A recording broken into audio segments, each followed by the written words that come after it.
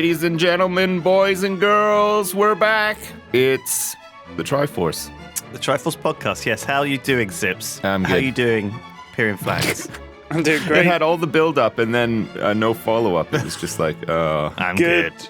I'm fine, Yeah. thanks. Last week was a hell of a podcast, and the response was amazing. Mm. And basically, it was overwhelming, actually. I think you could use the word overwhelming.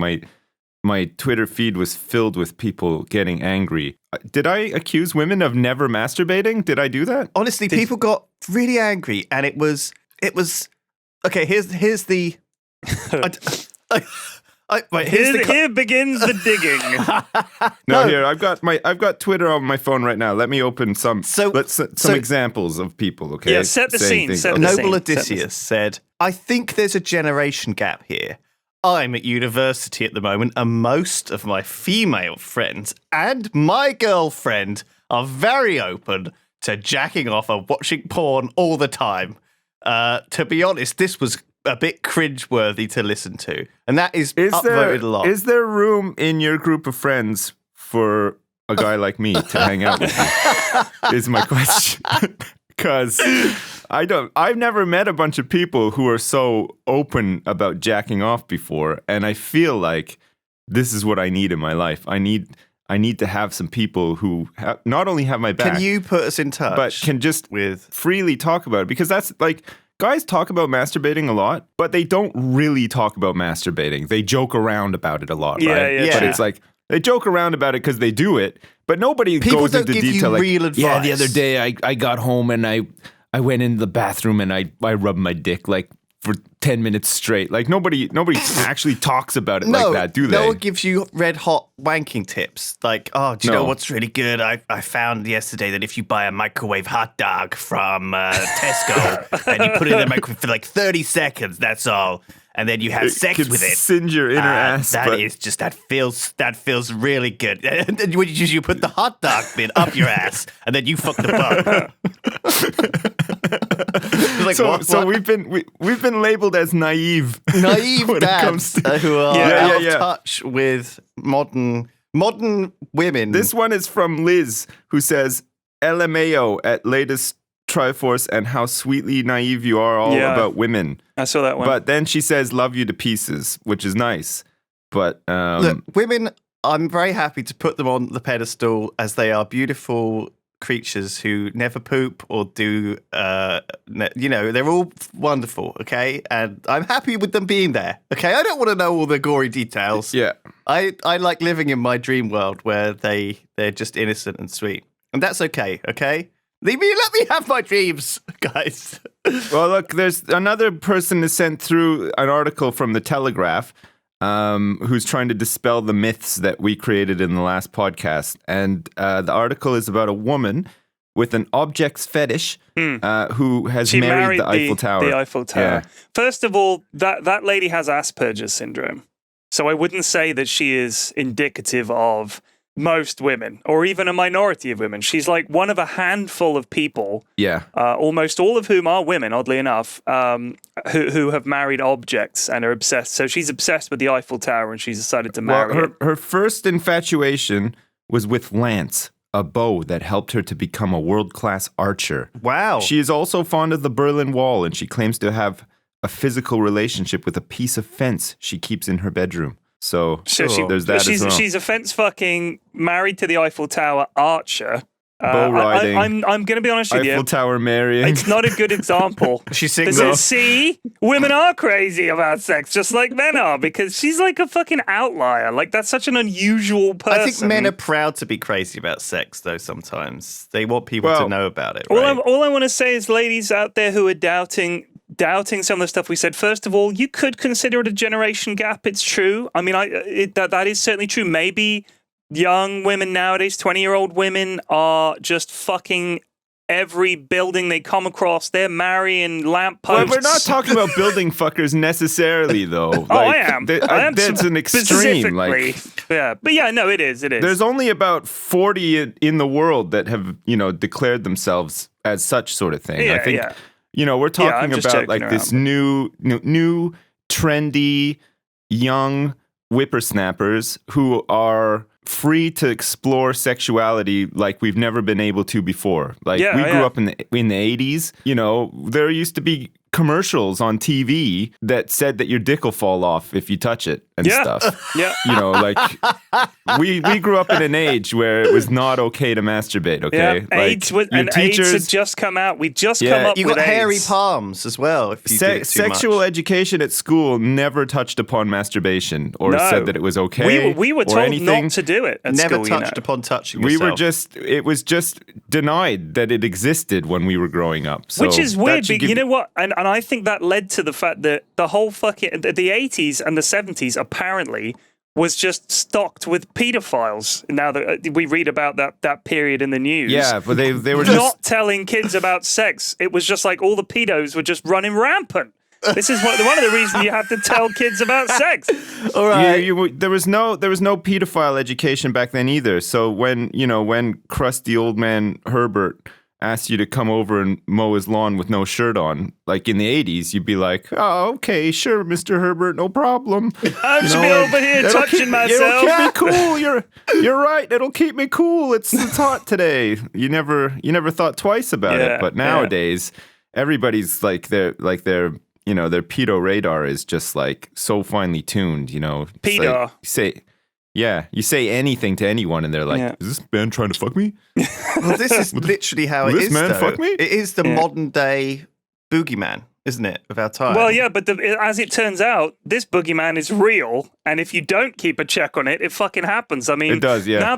Now it's all come out in football. Like, remember there was this football coach, Barry Bennell, I think his name was, who was apparently molesting kids for years. Jeez. And this is the problem: is everybody fucking knew about it. But they were like, oh, it's a load of nothing. Oh, that's just Barry. You know, that's literally the way it was handled. So the idea that it's the boogeyman, I'm perfectly happy, genuinely, as a parent, to have maybe a little too much security. Because what the fuck is the point in just slacking off? You end up with Jimmy Savile 2.0. And you know it'll be worse. Everything's worse nowadays. So it's going to be like, he's going to be like the mega pedo. It's just like, it's going to be awful. Right. Mega pedo. So a couple of things. First of all, we shouldn't probably dwell for too long on the thing we talked about last week too much because, you know, we want to make a new podcast. Well, we're not actually. We're on a completely new subject now, Lewis. We did not talk about pedophiles last week. So well, the thing is, like, I think about that is that you know, if you, back in the day, right, in the 80s, if you wanted to fuck a pavement, right, or a building or the Eiffel Tower or whatever, you wanted to stick a fucking hot dog up your ass, you could go ahead and do it, fine, sure, but there wasn't really this echo chamber available for you, right? If you were like, okay, maybe if I'm the only person I know who wants to fuck the Eiffel Tower, maybe there's something wrong with me, okay? But now I am alone. You can go on the internet and there'll be like a whole fucking forum full of people, circle jerking, literally, probably, over the Eiffel Tower and how it's such a cool phallic object and how I want to feel it inside me or whatever. You wouldn't want to be standing at the bottom of it on the day they're all jerking off over the Eiffel Tower. Hey kids, here's a really important historical. What the fuck are those people doing? They formed some kind of disgusting circle Kids, at the top of the close Eiffel your Tower. eyes, quick. So, you know, but that's one of the things that I think that the internet has allowed. In some ways, that's good, right? It means you can find a small community of people who love playing, I don't know, fucking Open Transport Tycoon or whatever.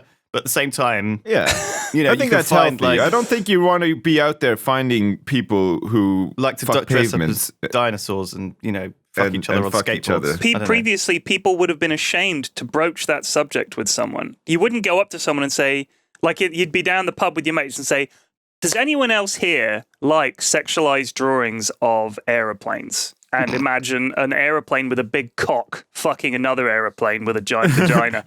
Yeah, me! Yeah. Oh, finally! Like, you wouldn't. So those people almost certainly still had those feelings, but obviously, like Lewis was saying, they had no way of knowing if they were alone. Because everybody thinks that either their suffering or their interests or their thoughts are unique, but they never are. Like, you always think that you've come up with some unique idea or you suffer some unique condition or you're into something no one else is into or something until you realize that actually your human experience is almost certainly devoid of anything unique and all these other people out there are almost certainly suffering or feeling or enduring or whatever the same thing. So I think the internet has definitely enabled people who say, want to marry the Eiffel Tower, and now why not have a fucking forum? I think a lot of it though is very positive. I think with absolutely. I think in many ways it was difficult to go down to the pub and say, hey guys, is any of you interested in that nice sexy man bartender's buttocks? They look really tight today. And that, it was hard before for, I think it would depend what bar you were in. Groups to be. If you were a gay man in a group with other gay men in a gay bar, I think you could definitely say to them. That's the thing. How do you know that you're gay though? Like, is it just you just accidentally? I don't think the internet is what invented gay people. No, but it made it so that it was easier to find other people who are gay without. Because when you're face to face with people, it's probably harder. Maybe not so much nowadays, but certainly in the 80s, you didn't just go up to someone and be like, "Hey, are you gay?" I'm gay. It wasn't like very socially acceptable back then, was it? So it's like maybe not in Canada, I guess. In New York, there were lots of gay people, and it was very obvious that a lot of them were gay because they were flamboyant and they were open. But maybe in Bournemouth, that certainly wasn't the case. No. There was a part of Bournemouth that was known as the gay part of Bournemouth, which was the Triangle. And there was a club there. We would sometimes see our teachers coming out late at night, like a teacher of ours, because we went to an all-boys school. Nice. And that was kind of a big all of your teachers. They all came. They were all coming out. They had their Christmas party there, wearing football shorts and slapping each other in the ass and stuff. Good hustle, guys. Great dancing tonight. You went to great dancing. Bournemouth all-boys school. Yeah, I went to the Bournemouth boys' school, and the weird thing about it is, obviously, we were between the ages of 11 and about 16 or 17. I actually someone emailed me the other day saying that they'd gone to the same school as me, and he'd graduated some at least 12 or 15 years later. And I was like, wow, what was it like? And I was asking him all kinds of questions. And some of the teachers that I had when I was there, he had still had.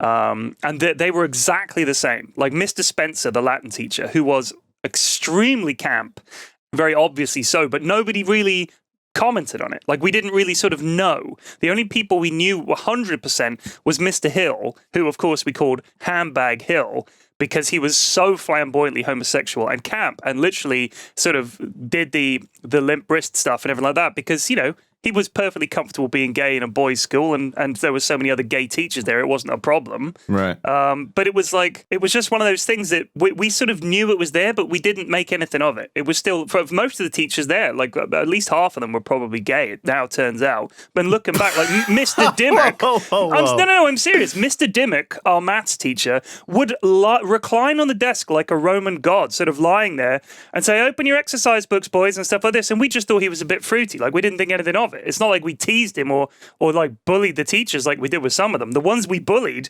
were the ones that were timid and quiet, but the ones who were just flamboyantly gay, we didn't seem to give a shit. It was kind of funny looking back at it. It's weird to think when you were young, when you were sort of 10, 12 years old, say, and you were going to school and you had a teacher, that teacher at that time would have been the same age as you are now. And all my teachers were just really, really stuffy, sort of. We had plenty of those as well. Dumpy, middle-aged.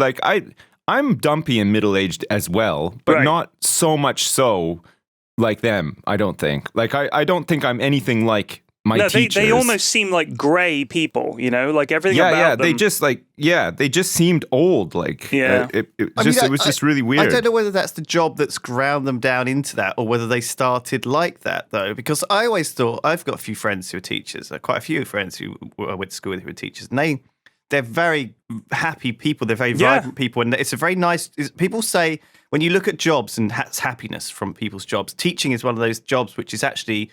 Really, the people who do it are always very happy people because they're interacting with so many people. They're learning new stuff every day. Every day is different. They interact with lots of people. It's a very kind of social and fun environment to be in every day. And so you'd wonder why they're so dour and miserable, the teachers. But I had the same problem. I think that going back to school, thinking about it, I don't think I could tell you any of the teachers were gay. Maybe I wasn't in the groups of people who talked about this kind of stuff, but I don't think even in sixth form, I knew a single person in the year who was gay. Man. It was a thing, at least when I was at school.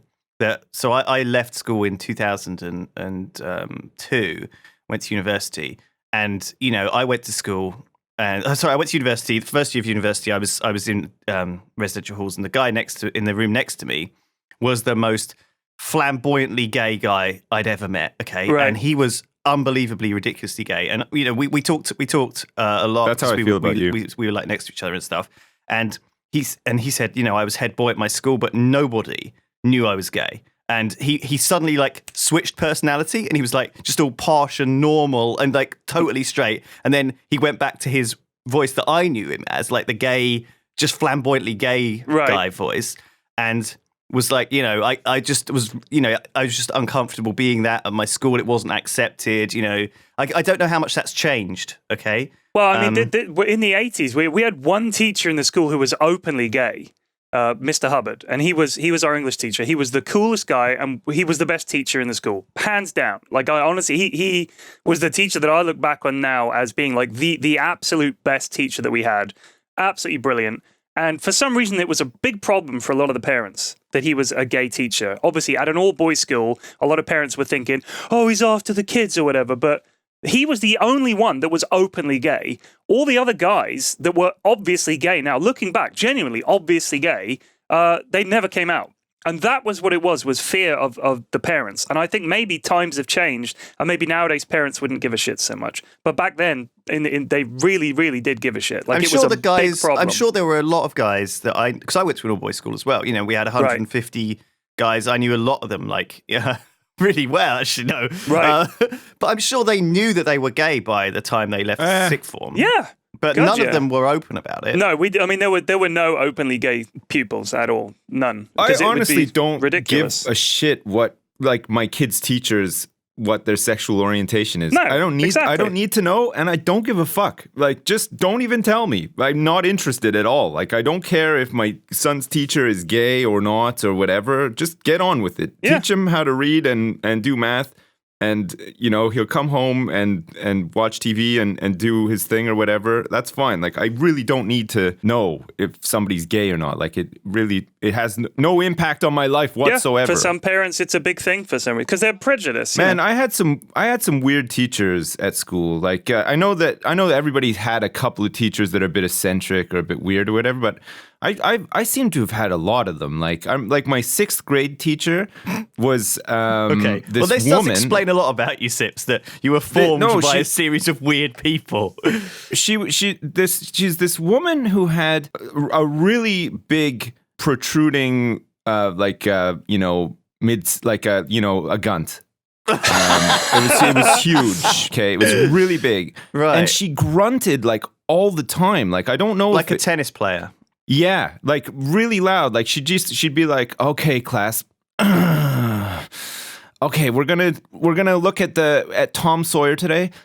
And we would whole class, we would just be giggling all the time. I don't know if it was as noticeable as we thought it was because we were so bored and there was nothing else to do and we were just looking for stuff, but it was all the time. It never stopped. It was so weird. We also had a teacher, this is a totally different teacher, who had a really long pinky fingernail. God. And so we just assumed that he guitar playing, yeah. We just assumed that he did cocaine all the time. Oh, okay, yeah. Because the way that he was and everything, he'd be all mellow and stuff, and then if somebody was talking at the back of the class or something, he would just erupt. He would go fucking ballistic. Would he point his pinky fingernail at them?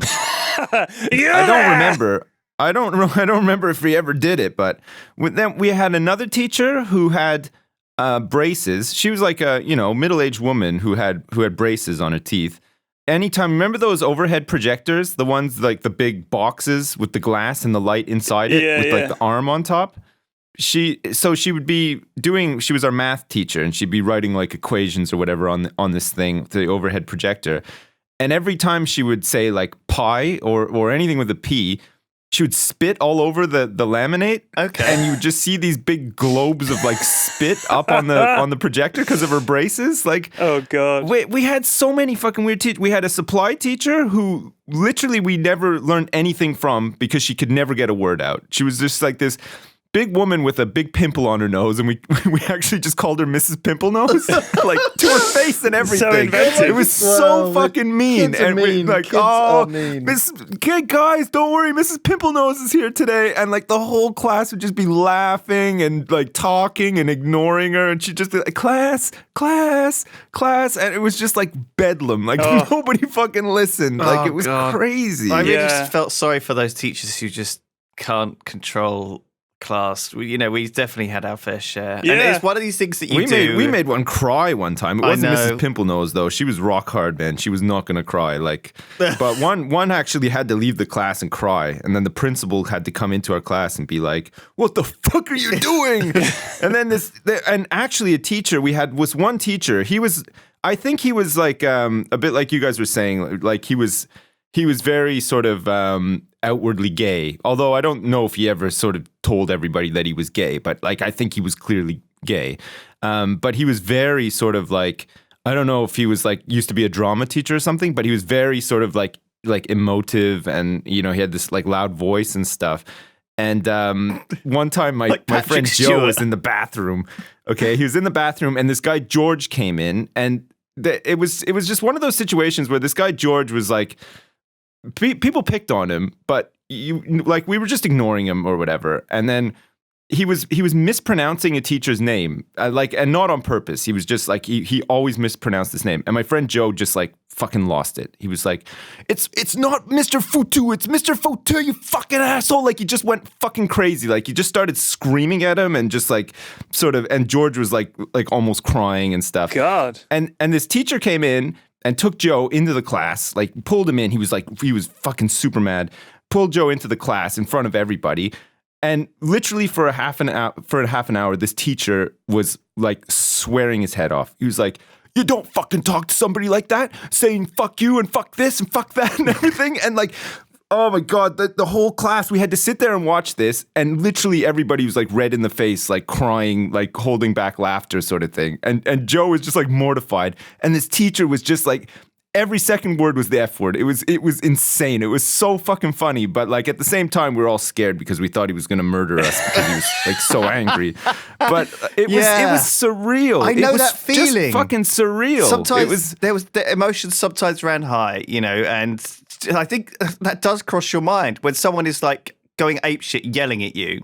Through your mind, it just like runs. Is this where he picks up an axe and like just goes fucking ham? Yeah, legit. There were times where I thought like he opened the door and then slammed it because I think he thought people weren't listening. Like, how could you not be fucking listening to this guy at the time? So he like opened the door and slammed it. I thought, oh, that's it. Like, we're fucking dead. Like this guy, he's probably got a knife or something. Like kind of scared, but like laughing at the same time because it was just so weird. Like, oh man, we had some fucking crazy. Me and my teachers. brother used to like fight when we were kids, right? And everyone fights with their brother and stuff when they're kids. But my brother was obviously 2 years younger than me, but he got all of the muscle and size and nourishment that I lacked as a sickly kid, right? So he was from about the age of sort of when I was like, I don't know, 7 or 8, and he was like, 6 or 7. He was bigger than me. Okay, like way bigger. How did he get into the bubble? Like, did he just unzip it and walk in and beat you up, or did he have to like Kool-Aid man his way in? when you're kids, like life is often very, very, well, for me it was very, very boring. Okay, yeah. There's like these long summers where you're not at school or anything, and you're just all you're doing is staying at home, hanging out with your brother. But we weren't really allowed to watch too much TV or play too many video games because it makes your eyes square and all this. So we'd end up having to like just figure out what to do and play, I don't know, board games and puzzles and all the shit we did as kids. It was fine, but there were these few times where me and him got into fights over something and occasionally go berserk. Okay. And so there was like only 2 occasions that it happened, but it was like when you just blow it, you blow your emotions, like and you just lose control. There are a couple of times that happened, and he just hulked out. So one time was when I locked him out of the house, out the front door, And, and I'm whispering at him through the letterbox, saying, we're going to abandon you and all this, I don't know, being like a kid, like mum and dad don't want you anymore. They're going to get another brother or whatever. Anyway, he eventually he started going berserk out there, like I'd never seen. And so I was like, oh shit, I feel really guilty. I better let him in. Okay. And so I let him back in, but he was still in full red face, super angry Hulk mode. And he just chased me down, okay? And I was so scared. But he's such a gentle guy. I'm so scared. I ran away and tried to run up the stairs, but I slipped on the stairs, twisted my ankle, and then I actually broke one of my toes. Nice. It was just I don't know. It was one of those things where I hurt myself running away from him. He never actually ever hurt me at all, but I was just so terrified of him. I've experienced these. You experience these moments in your life sometimes where your brain you switch to some sort of animal mode, right? Due to rage. Has that happened to you guys? When was the last time you experienced animal rage? Yeah. Or yeah. I just maintain a simmering level at all times. Okay. And I find that it never boils over. It's very rare that I'll genuinely get crazy angry. I got pretty angry playing Overwatch a couple of times, but it wasn't crazy angry.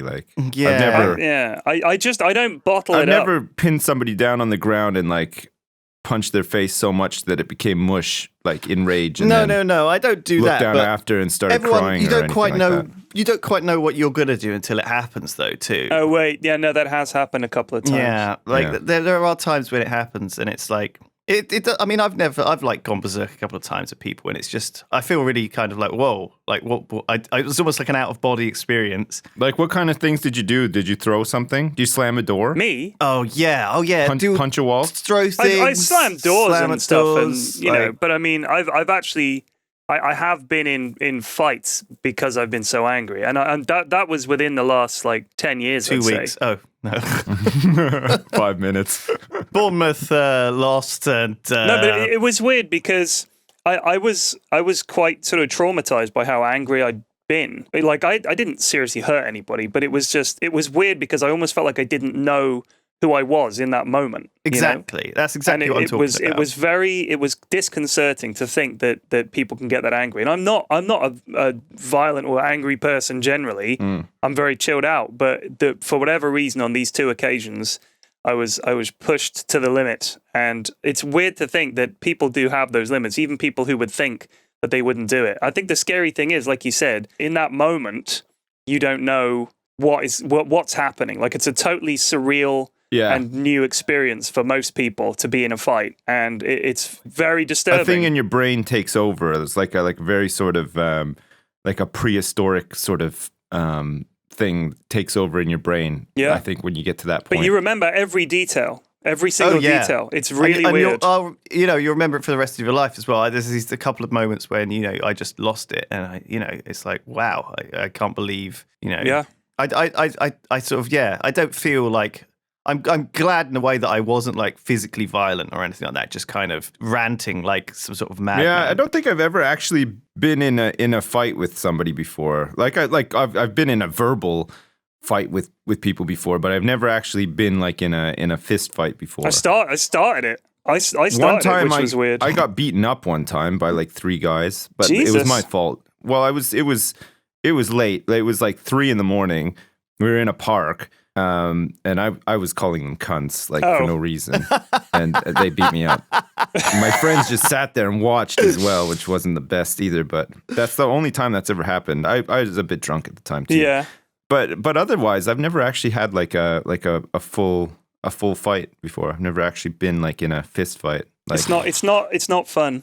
It's unpleasant. I tend to just get mad at video games and nothing else. Yeah, I think it's much healthier. I think I've got emotional issues. It is like a combination of stresses, right, that does it though, Pyrion. I'm sure that what happened to you at that point was that it was stress related, right? It was just that I was seriously in a really good place, and I'd had a really good evening and everything was completely cool. But this person just pressed the buttons. I don't know what you did, Lewis, but man, that's what it was like. He punched your lights out. I think that is it then. Yeah, pressing the buttons. I think that is it. I think there are some things that you just hold. They're just opinions or feelings that you've got that are just kind of really You just can't Sacred. stand to see it. And for me, it's someone shushing someone. Right. Oh yeah. Someone going, No, yeah. shh, really condescending. People being condescending or demeaning somebody. That's Will it. get you. That's See, it. that probably comes from school, right? When a teacher that you didn't like shushed you or whatever. No, or, no, or I didn't. It something wasn't that. It was just No, the I way reckon that it is. I reckon it's they were doing it. ingrained in your. No, in I your, didn't have like- problems with the teachers shushing me in school. It was like a flamboyant gay teacher. He like got his he like Oh, got up on shush the you! desk. Oh, quiet, Ted. My goodness, shush! I'm gonna kill My all big of you. trigger is people thinking that their favorite musical bands are better than my favorite musical Oh, bands. well, Right. forget about that's it. It's enough to go get time. me going, yeah. It's go What do time. you fucking say, you little bitch? You little bitch. You know, I used to be in the SAS, you little bitch. Yeah. I'm gonna kill That's the least you. intimidating threat. The way you said Yeah. that. I used to I used like to be in the SAS. You little bitch. So I bring it. I used to be a janitor at a county jail, you little bitch. Kick your butt. I think that's all about everything's about practice and just doing it for 10,000 hours so you're good at it, right? So it's the same thing with I think with anything, like with chatting up women or with being like a socially interesting like guy. You have to kind of put effort and do it. It's like I watched this Louis C.K. thing of him doing a routine. And the great thing about Louis C.K. is how natural, right? And almost improv-y he feels when he does these bits, right? And actually, every single word, every single sort of tone, every single motion is extremely practiced down to the trivialities, right? Down to the individual little pauses. And obviously, it's because he's practiced these bits again and again and again at clubs and seen what the audience responses are and just honed them down until they are this really, really slick routine. And that's what all these really, really good, funny comedians have as well. Some of them are obviously extremely, and they are naturally very, very witty and funny guys anyway. Right. But like, I think that you can, if you put enough time into something, you can make it feel like anything, feel very natural. Yeah. So if someone wants to fight you, they'll know how to press your buttons because they've pressed the buttons of 10,000 people before spent you, right? 10,000 hours pressing buttons, and now they know. Yeah. Yeah. And But each person has their own buttons, though, so it doesn't always ring doesn't. true, right? Like, But even so, like I think if you're smart and if you've got a lot of practice, it doesn't matter. Is that something you'd want to be good at, though? Like I've got all this time, got 10,000 hours. What am I going to get good at? I know. Pressing people's I buttons. don't think you pick what you get good at sometimes. I think that it just happens sometimes. I think that if you that's enjoy true too, something and you don't realize you've put 10,000 hours into it. You don't ever sit down and think, hey, I'm going to spend 10,000 hours playing Overwatch. I'll tell you what, I must be one of the world leaders in masturbation then. If it's 10,000 hours, I'm way ahead of the curve. I swear to God. I'm pretty good at that too. For your actually. age. No, I'm just saying I'm just a fucking world leader in whacking it. Yeah. Absolutely incredible. Well, Whacking it. obviously I like you know that. exactly what works for you. That's 416 days, and I'm 40 years old. So that's like just over 1 year. In fact, that's about 1 year of my life. Have I spent 1 year of my life wanking? You should write a Probably. book about it. You probably have. You know. A year of my Without life realizing it. condensed. All the pages are stuck together. How long is your typical session? Well, are you that's one what of I'm these just trying people to that wants calculate. to just get it out of the way, or Oh, are you no. somebody who really just like sets the mood? I'm and- like, when you sit down, and some people when they have dinner, it's just a process. They just get the food in their body and they move on. They're like they're on some kind of a mission. Yeah, yeah. And some people sit down and they savor the meal, right? I'm I don't. a savorer. I'm like a continental. Oh, I'm You know not. what I mean? The way people on the continent eat dinner, like the French, they'll take like 2 hours over dinner. That's like me and wanking. Why rush? Oh man, Why rush? Dinner does my head in. I can't savor a meal. Like I just want to eat. If I never had to eat again, I'd be cool with that. Like Wow. if I could get like an injection that meant I never had to eat anything ever again, I'd be fine. Like I find it so bothersome. Like I want to be What? doing literally anything but What are sitting you down eating? and eating. Are you eating like Vegemush, like in Rimworld? Are you just No, having no. the basic No, mush? like- It's because no, you're like- a fucking like- vegetarian, Sips. That's why you're not enjoying food. You're on the Vegemush Or No, it's not. pemmican, or whatever the other thing of the I have like good Pemmican. meals and stuff, but I just don't really enjoy sitting down and eating for long periods of time. Like I just I want to go do something like fun or exciting or something. Like I just don't want to sit down and eat. All right, I'm Like, not it's taking just- you to dinner at the restaurant near me then, because it takes Why? like Is it 3 good? hours. Oh, it's amazing. Oh, okay. You go in, the dinner starts at 7. You better be there at 7 because that's when dinner starts, and it's just a. It starts with a light blowjob, and then they bring out the hot dogs and microwaves. It's an Italian Nice. restaurant, it's Okay. just very good. It's the food is exceptional, and it's like See, it's I like a the buffet. top-rated restaurant around here. There's no fucking buffet. They bring you the food. I like to turn up, and I like them to say, "Where would you like to sit?" I'll sit here, please. And I head straight for the buffet. I don't even go sit down first. I go straight to the buffet. I get all the food that I want. I sit down. I plow it into my pie hole, and then I say, "Bill, please," and I'm out. In like 10 minutes. Wow, that's a shame. That's how I like to do it. That's a Yeah. shame. You're missing out because this I meal shovel is it all in. amazing. It's like 12, 13 courses, and they just keep bringing you all these little delicious things. And you think it's finished, and then there's another course. And just So, when like, you think you're at your fullest, they bring out the main course, which is like a rack of lamb. And they show the Ugh. entire thing. They bring around this huge tray with this full lamb's body in it that they've cooked to perfection. And then they take it away and carve it up. And you think, Jesus Christ, now I've got it on top of 7 pasta courses or whatever. I've now got to eat a roast dinner. And then there's dessert. It's incredible. The food is great, though. I like a buffet that has dessert as well. Like, You've got to have you just get dessert buffet. it. You just get the ice cream with your meal, and it's just sitting think there it's ready so to go. sad. I'm telling you about this incredible meal in this incredible restaurant. You're like, yeah, I'd like a buffet. Just a buffet. Yeah. You know it's going to be garbage. Like, I don't mind a buffet, but Jesus, it's not good quality often. It's just like bog standard. Because they know that you're going to stuff your face. So they're not going to say, give them the good shit. They're going to say, give them the cheap shit. But then again, I think that because Sips is a vegetarian, that it doesn't really.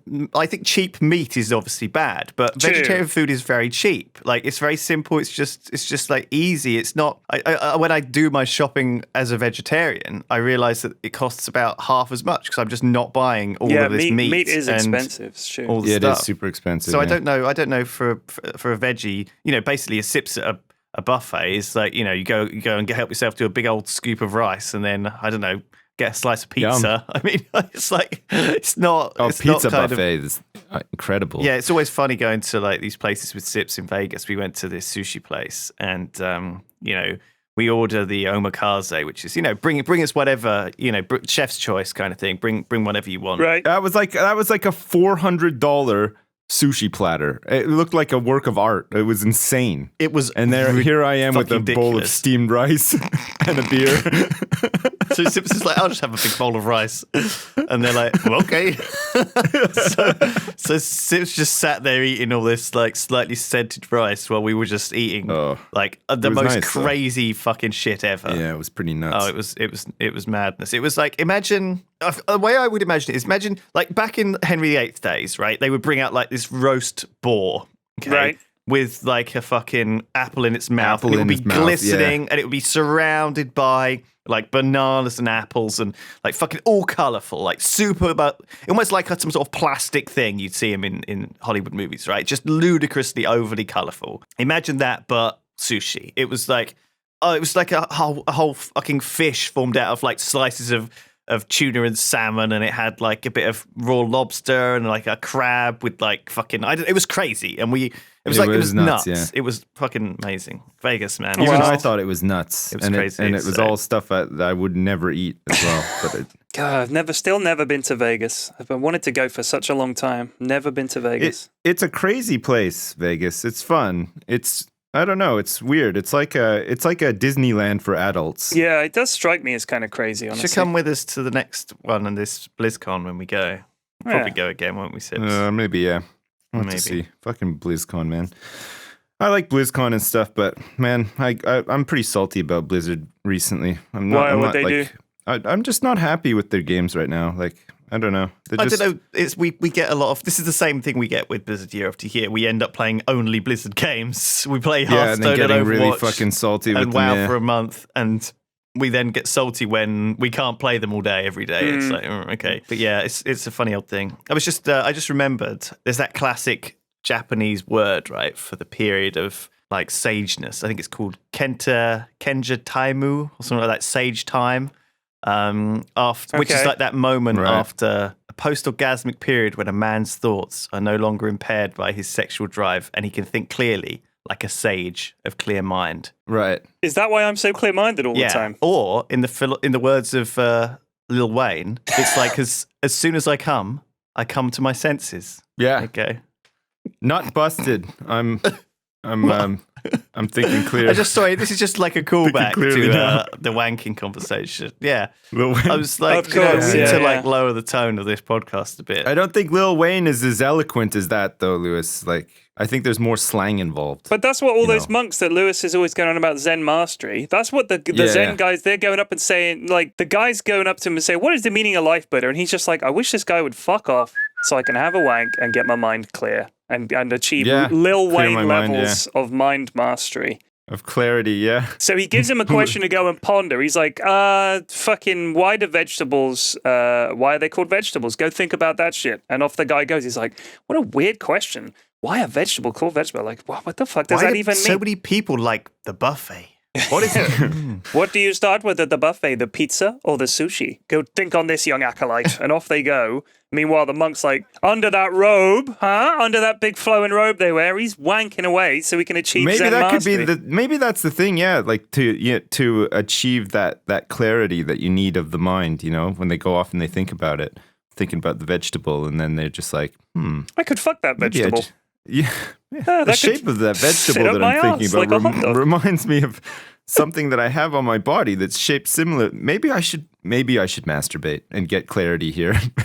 Think about it some more. Oh God, I was reading one of those Reddit threads about stuff that you know about. Basically, I read all these Ask Reddit threads, and I can't help but thinking about all the responses are fake, right? But I read this really nice one, and it was something like, what do you know about somebody else that they don't realize you know? Okay. And it was like, I found out that this guy was gay, or that, I found out that he was adopted or whatever. One of them was my sort of sweet little mother, Asian mother, had bought a neck massager, okay, which is obviously like just a big old Hitachi magic wand kind of thing. Yeah. And keeps it on the bedside table as if it is a real neck massager, like in full view of like the whole room. Just this big old dild just lying there, and she just uses it as a neck massager. Has no idea. It's people are like giggling about it. I like that, right? I like that. You know what? I remember one. That's how I want to see women. Right? That's coming round to the start of the podcast again. Last week, that's how I. Come on, that's nice, right? They see a vibrator and they don't get it. I think that's believable. Either that or they have no concept of what that is. It's a man creation. Here's the weird thing, though. So naive, I remember Lewis, there was a period when, this was years ago. This was like 15 years ago, maybe. My wife had to go and stay down in Bournemouth for some reason. She was staying with my mum. My mum goes into her room to tidy up, and she sees a vibrator there in the middle of the floor. And she's thinking, blimey, Maddie's a bit blasé about having a vibrator in the middle of the floor, and she thinks nothing of it. And then she says to Maddie, you've left something on the floor in the bedroom, and you might want to pick it up because it's just a bit, my daughter might be a bit confused, sort of thing, because my sister would have been a little bit younger at this time. And my wife goes, it's just my hair straightening tongs. And my mum's first thought was that these hair tongs was some kind of dildo or vibrator. Nice. So nice. I mean, I just think, some people maybe my mum sees dildos everywhere, is what I'm saying. She's like the dildo whisperer. She's like she walks can see into a dildo room even when a dildo is not there. The drawer of the sock drawer at the bottom of the cupboard starts vibrating. Dildo. I could detect where the dildos are. Like in every girl's bedroom. The dildo diviner. There in that locked chest. It's filled with dildos, I know. A dildo just vibrates out from under the bed.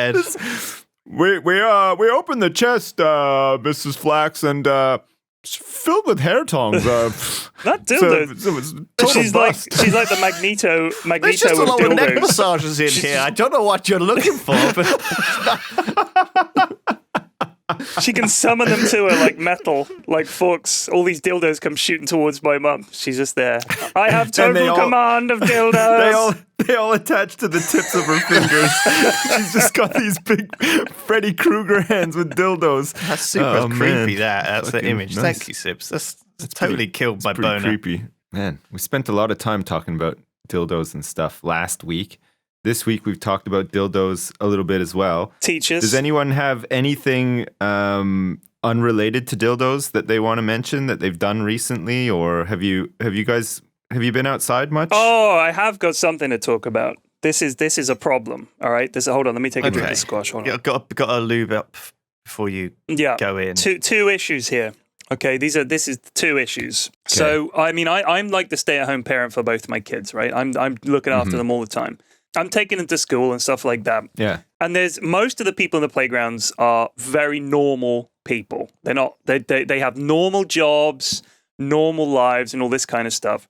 And they don't understand what I do for a living at all. Like, it's a complete mystery to them, because obviously they're like my age. I shouldn't be doing this at my age. I should be an accountant or some shit, right? Yeah. You should be a grave-faced teacher, flamboyantly posing on the desk. The long, pinky fingernail. Exactly. Yeah. I should be like that. But instead, I'm doing this kind of shit. And they don't get it. And that kind of rumor starts to spread around the playground from one parent to another about what I do, because they see a man at school every day dropping his kids off, picking them up, and they think, is he like a single parent or whatever? My wife does take him to school occasionally, and that's obviously put that lie to bed. But they must wonder, because genuinely speaking, there are hardly any dads that are stay-at-home dads full time. That's just the way it is.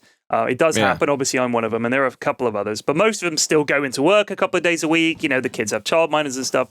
So I'm there. I'm fucking out the coalface all the time. And it confused people. And they obviously asked, what the fuck is this layabout doing here? It's the same thing as being in school. I think there's always the assumption that you're a recovering drug addict as well. Something's up with this guy. If you're always picking up your kids, because you're like in your track pants and you're just like slumming it up a little bit. And everyone's like, oh, clearly, like, recovering heroin addict or something. Sort of something unemployed, unhealthy looking, like angry guy. Like, he's obviously just lost a game of Dota, but they don't realise that. Grumpily, like, stomping up to the school gates. Yeah. It's vaping. Always vaping. So they see this, and wearing my big sort of deerstalker, my Ushanka sort of hat and everything. So they must think, who is this weird guy? Well, yeah, but nobody else wears a fucking hat. I'm like the only one wearing a hat. Anyway.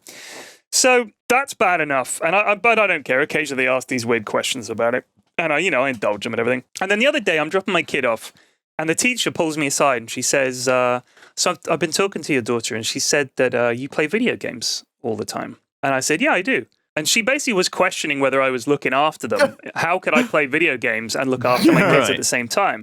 And I said, "Well, I mean, when they're at school and stuff, I do." And she was obviously looking at me thinking, what a waste of space this guy is, that he's just sitting around the house playing video games all day and everything. And she called it playing PlayStation. Like, that was like her limit of understanding about video games. And I said, well, I mean, it's kind of what I do for a living. It's like what I do. She was like, really? Like, she was baffled by it. So now the problem is that every single time I go into school, she makes some comment, how's the PlayStation going? Like that. I know exactly what she's like. Yeah, I get that. Right. I mean, she's very, very sweet. And she's a very, very good teacher. And she's extremely good. And I really like her a lot. But it's just funny because to her, it's like this big jokey, he plays video games kind of thing. And when she says it, all the other parents look at me and they're thinking, who the fuck is this waste of space? He's just playing PlayStation all fucking day. I mean, I've got to work and my wife's working and I'm doing this, and they obviously think I'm a complete waste of space. So that's the problem. The teacher's now spreading inadvertently this rumor that I basically sit around in my fucking pajamas playing PlayStation all day. I don't even own a PlayStation. I want to say to her, I'm not console, bitch. PC master race. Listen, I'm about PC gaming. Is a completely normal woman. You're probably going to go in. Exactly. You're going to go in there one day. She's going to say, hey, could you come through to my office? You're going to go into the office, and around you, on the walls, you're going to notice a lot of pictures of the Eiffel Tower and an archery bow as well. And the bottom drawer of the table is going to start vibrating, and she's going to say, "Oh, that must be my mobile phone." Oh, don't know how to turn it off. And, it's going to be totally, because she's totally normal. And she has, Yeah, no, she is. But that now the real problem comes in. Because she said to me, they told me what your name is online. Like, I heard that you were like on the internet and stuff like that. And they told me your name, but I can't remember it. But I'm going to find it out again and I'm going to look you up. And I said, for the love of God, please do not do that. Like, stay as far away from the stuff I make as possible. I do not want that. And my kid's primary school teacher, those two worlds must never collide, all right? No. Yeah. Never like the collide. moon. Because they're too listen young to this to be podcast. ashamed of their dad. Right, like, they but need to be a bit older. I don't want them to listen. I don't want a teacher at my kid's school listening to this podcast, and then I had to do parent-teacher night. And they'll be looking at me and thinking, this piece Just of imagine shit. she was listening to this one. Yeah. You turn up, she's just like totally fucking angry faced. Were you fucking talking about me on your podcast, bitch? I'm gonna fucking kill you. Exactly. Oh my God. I listened to your podcast and it was all about dildos and wanking. And you said you'd spent 10,000 hours masturbating. I'm not sure that's a healthy environment for you to bring up two children. So I've reported you to the authorities and they're on my side. Yeah, well, the thing is, they have this whole reporting structure now too. Right. Like you would be fucked. I'm in like they big would start trouble. an investigation. They would measure you and how competent you are, and then your kids would be whisked away into like fucking foster care and stuff. Just and for having a YouTube shit. channel. Who knew? Just for having a YouTube channel. When will our people be free? That's what I want to know. The police will come to your door, right? Fucking the man is and holding you'll us let down. them in, and then they'll come to arrest you. And so you'll try and run away, but you'll slip on the stairs and twist your ankle. Break my toe. And it happens before. So you've got to be very careful of that. This is how police brutality. You have to. It's real. But it's weird because sometimes my friends will tell me that they've like, I saw you streaming the other day. And they'll just have tuned in because they're so fascinated and curious about what we do. And they're just like, I heard your podcast the other day. Yeah, it was really funny. Or they'll say, I heard your podcast the other day. And I'll be like, what'd you think? And they'll be like, good for you, man. Yeah. Yeah, that's right. They'll say, it was okay. Yeah, well done. You got a podcast. I only had time to listen to 10 minutes of it, but I'm sure the rest of it was great. I didn't have time. I heard the intro music and I just checked out. But well done. Yeah, looked at your little cartoons and who everything. made that music, by the way? Yeah. Do you know what, though? Best part I of the think there podcast, is a that music. problem with like people that you are actually friends with and watching their stuff. I find it. I don't know. I do not feel it's like a little bit like creeping on someone when you're watching. Well, like if I'm watching my friend play and they don't know I am, or well, it's a little bit like if you're doing Facebook, right, and you're looking through other people's Facebooks, like from people you were at school with. Like the guy. I look up the people I didn't like at school. Yeah, I look them up and see what they're up to, and they're all so fucking normal. And they've got like a really hot wife, and they've got like a city job, and they look really good. Their teeth are really nice. Anyway, blah, blah, blah. I'm not jealous or anything. Bastards, yeah. Have you guys ever like bumped into somebody that you used to go to school with who's like now homeless or anything, for example? Like, I'm sure some of them I wonder are. how often that happens to people and how weird that would be because like, I mean, I don't even live in the same country that I grew up in, so I would never bump into people I went to school with, sort of thing. Or if I did, it would be I feel really like it's fucking weird though. Every time we go out, whenever I'm in Jersey and we walk around, we bump into people though, right? Every single time. Well, it's a small place, so you do tend to. It's not that small.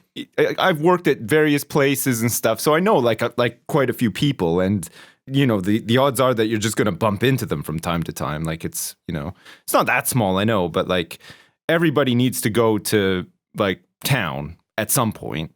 So you're bound to bump into a couple of people. Like anytime I go to town, I'll bump into about 3 or 4 people that I know, like just by default. And it's not because I know a ton of people or I'm like popular or whatever. It's just a small place. Yeah. So I guess what I'm saying is like, imagine those guys, you're creeping on them, but they're creeping on you too. Ain't nobody creeping on me. There's nothing to see. I found like one time I think it was like when I first started YouTube, I created a Facebook account. Because I did the linked same thing. Like it was to terrible. the YouTube and stuff. And I never used Facebook before that. But then when I was on there, I was like, oh, fuck, I wonder if like anyone I went to school with is on here. So you guys were slightly too I old. looked for people. I couldn't find anybody. And I think it's like a generation thing or something. Like I think the people that I went to school with just didn't use the internet that much when we were at school or whatever. No, I think you must have missed that Facebook generation. Yeah, like it's really weird because like nobody was on there. And then the handful of people that were on there, had like created an account and just never Yeah, used yeah. it. You know, like they uploaded a profile picture and then there's just nothing there.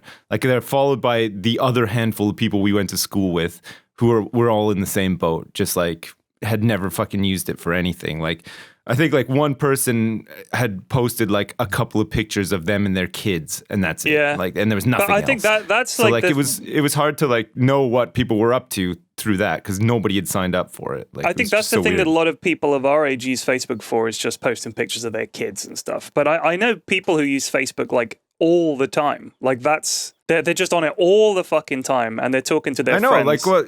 Well, like you must see like when you're picking up your kids and stuff. There's like 20 mums standing outside the school gates on their phones, like fucking Yeah, they're all on fucking Facebook. on Facebook. Yeah, like it's crazy, but nobody I went to school with uses it. Like I don't use it. I've never felt compelled to use it. My wife doesn't use it. Like nobody like my age that I know actively uses it for anything. Oh, everyone does. Yeah, a lot of people do. Really? Yeah. I mean, it was a thing though. That's Obviously, weird. I remember like I signed up to it. Obviously, when it was fairly when it was this huge new thing in, I don't know, 2005 or 6 or whenever it came out, right? And that was obviously when I was coming to the end of my university sort of days. Yeah. Everyone signed up for it, and it was all this competition to like almost get all of your friends on there, as many friends as you could back before it was just this spam machine.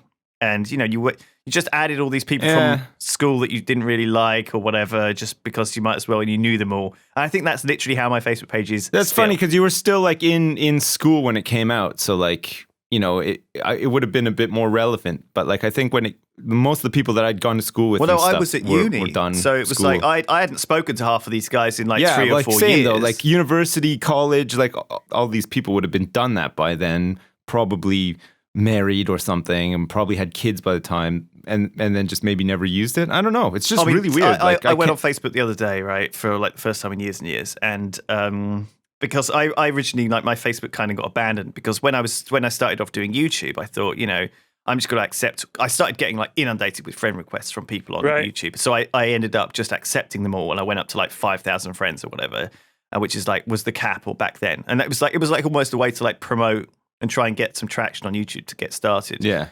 So I went on there recently, and looking back at actual people that I knew was tricky because there were so many random people I'd added who had changed a lot in the 5 years since I added them. So all the fans who added me back in the day, I slowly either removed them as friends, or it was kind of like, I don't know, a little bit heartbreaking, right? To look at all these people who I was at school with and how they've either aged really badly or it was not heartbreaking, but nice in a way. Like the people like I had a big crush on at school or whatever, you see them like there with their family and like 2 5-year-old kids or whatever. And it's like, oh my God. Like, so I it simultaneously felt old and a little bit kind of bittersweet almost. Like, Yeah. I obviously, this thing, I never went anywhere with this girl or whatever. Or, we were like, I don't know, we went to a dance together or we went out one time or whatever, and it never really went anywhere. And it's kind of, I don't know, like, it's weird because it's almost like suddenly they've got 5-year-old kids to me, and it's like they've suddenly changed in my mind because they were always frozen in my mind. Yeah, well, they do. That's the thing with people from school. You do still,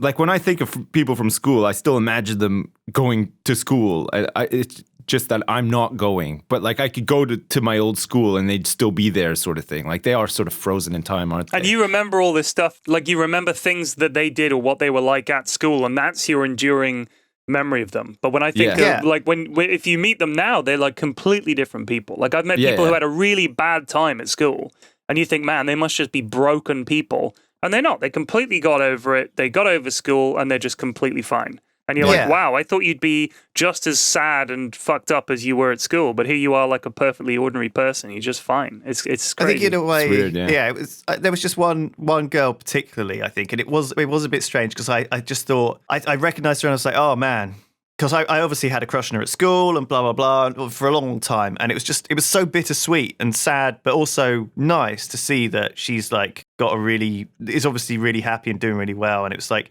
It was just strange. It was really a strange thing. Is I guess, she like, really happy, though, Lewis? Maybe she'd be happier with you. Maybe you can send her a message Yeah, and be like, get in there. Looks like you got a bit of a humdrum life there, baby. Why don't you come get with me? We can ride away in the sunset on my chopper. On my motorbike. I'm a single guy. Woo. I play video games all day. Oh Hey, my have you guys God. have you heard of anybody that you went to school with who's passed away? Yeah, I remember And a few you of thought them, that was just like it rocked your world a little bit? You're like, fuck, I can't believe that person is dead. Like it's unreal. Yeah. Because it happens, right? Like you've got to probably at least know one person that you went to school with who is now passed away. Yeah, Especially there was one kid. as we approach our 40s, I guess. Like one kid killed himself at school, like while we were at school. Whoa, yeah, shit. it was pretty dark. But other than that, I think from my year, there were a few kids that I assume must have done because no one's heard of them in years, but they could have just sort of disappeared. I now see when I've just checked at the teachers at my school now.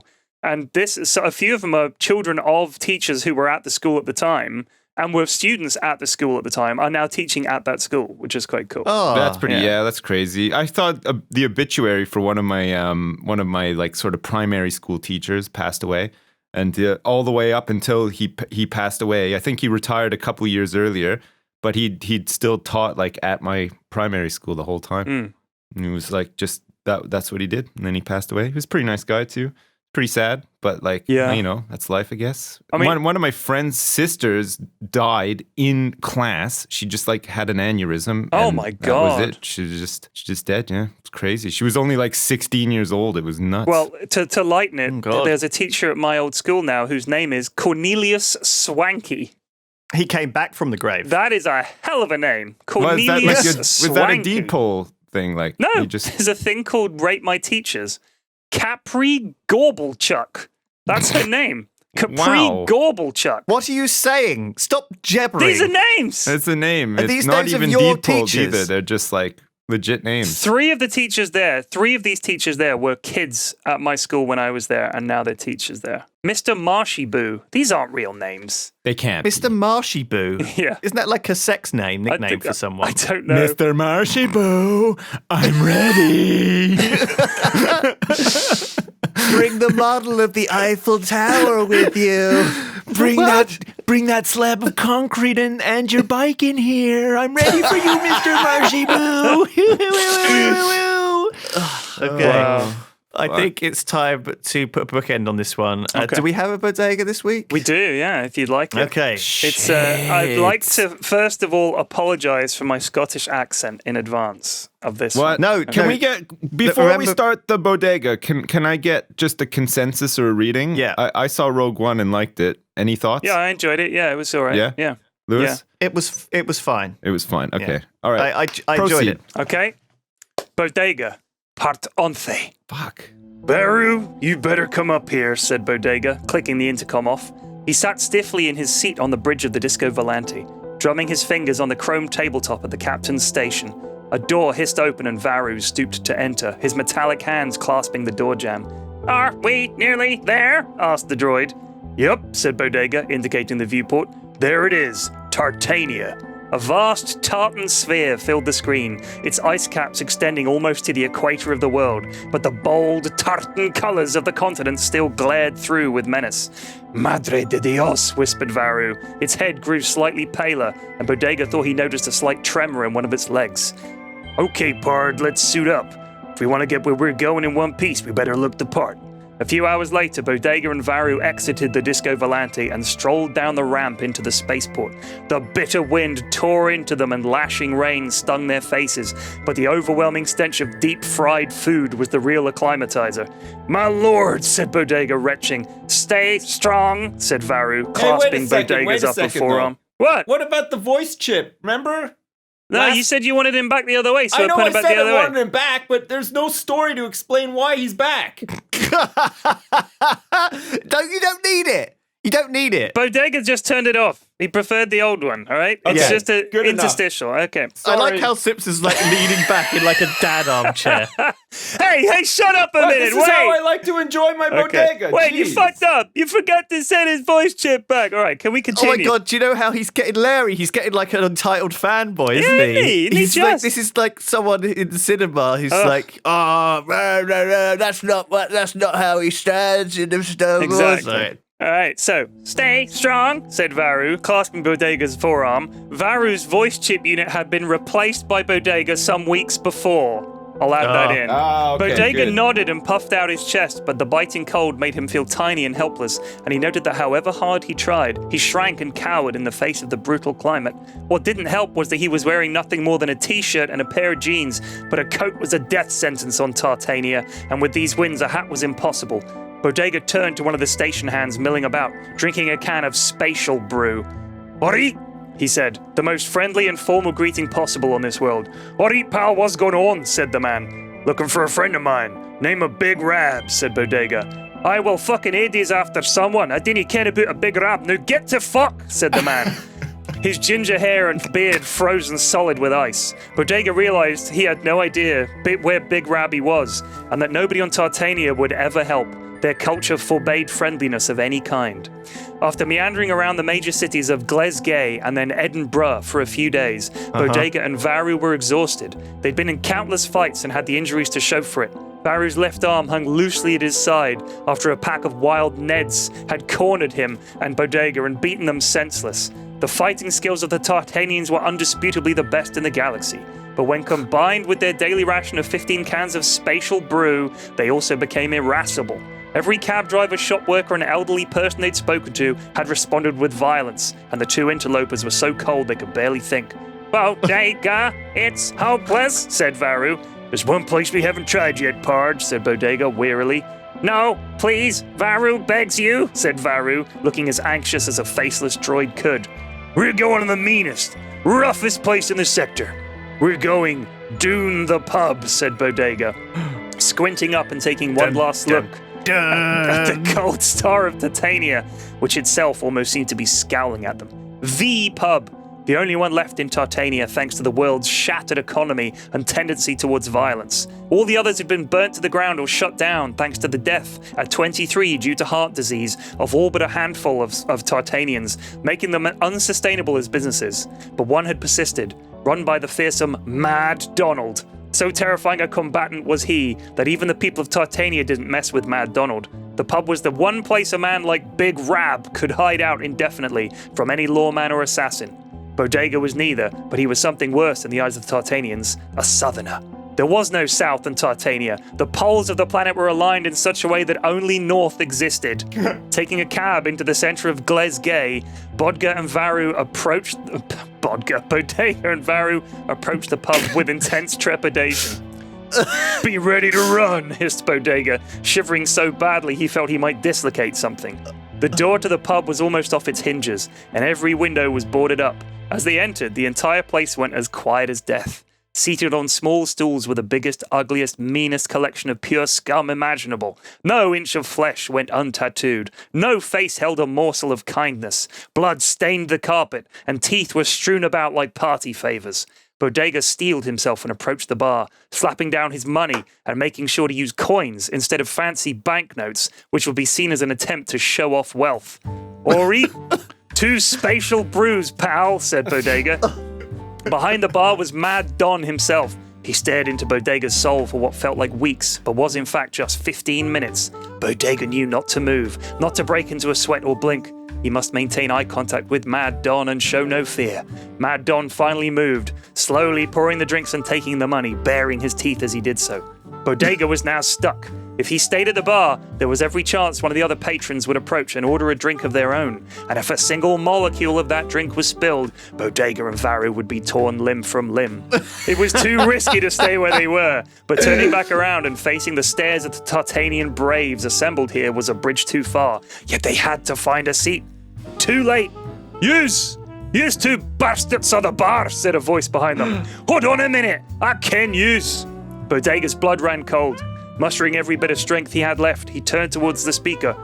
All right, said Bodega, still the only Tartanian he knew. Dry your eyes, you big fanny, you look like you're gonna piss yourself, said the voice, still emanating from some darkened corner near the back of the pub. A figure approached Bodega, a man so large and heavily bearded, so ginger, that Bodega at first mistook him for a hairy boulder rolling their way. It's okay, Don, these cunts are with me, said the man, slapping Bodega on the shoulder and draining his pint. 3 more berries, pal, he said to Don, collecting the drinks and heading back to his table, Bodega and Varu trailing after him like ducklings clinging to their mother. So what's going on, said Rab. Bodega explained the plan and Rab smiled. We're sort of like the anti-polis, he asked. Kinda. We just do shit, adventures and such, make money, help out folks that don't get help from the law, said Bodega, trying to stay on top of the potent brew he was forced to consume at such a rate he assumed Rab was trying to use the alcohol to preserve his body for medical science. I'm in. Now let's get rambling, you pair of mints and ball bags. After just a handful of bloody skirmishes, they returned to the Disco Volante, which was scrawled with graffiti and covered in streaks of human feces. Someone had tried to deep fry one of its wings, but had given up eating it after just a few bites. They climbed aboard, and Bodega breathed a sigh of relief. Varu walked silently past Rab and Bodega and collapsed face first onto the deck of the cargo bay, powering down. Ah, he'll be fine, said Rab, swaying slightly. No, let's get the fuck out of here. Bodega had never been so glad to leave a planet in his life. They had done it. They had survived a trip to Tartania, and they now knew never, ever, ever to return. The end. Oh my god, that was glorious. That was a good one. The Scottish accent was really good too. Oh god, it was so good. There were so many really nice references. So you're assembling the cast of Overwatch without realizing it, because now so far you've got Bastion on board. Oh, true. You've got Torbjorn now. You've just acquired. Well, he's not Scottish, though. And of course you've got McCree as well in Bodega. Wait, Torbjorn is tiny and not Scottish. He's fat and he's ginger bearded and he's got the same accent. So I don't play much Overwatch. I didn't realize it had had that kind of effect on me. But I do watch a lot of Overwatch porn, as we found out last week. Me yes, too, I think that's what it is. Oh my god, Well, that so was absolutely magnificent. next week they'll Pyrion. get a big gorilla or something. I don't know. Just thinking off the top of my head here. Yeah, that would work. Yeah, nice. Yeah, good idea. All right, we're going to call it here. Thank you for listening, everyone. We'll see you all next week. Cheers. Till then. Take it easy. Bye. See you later. Bye.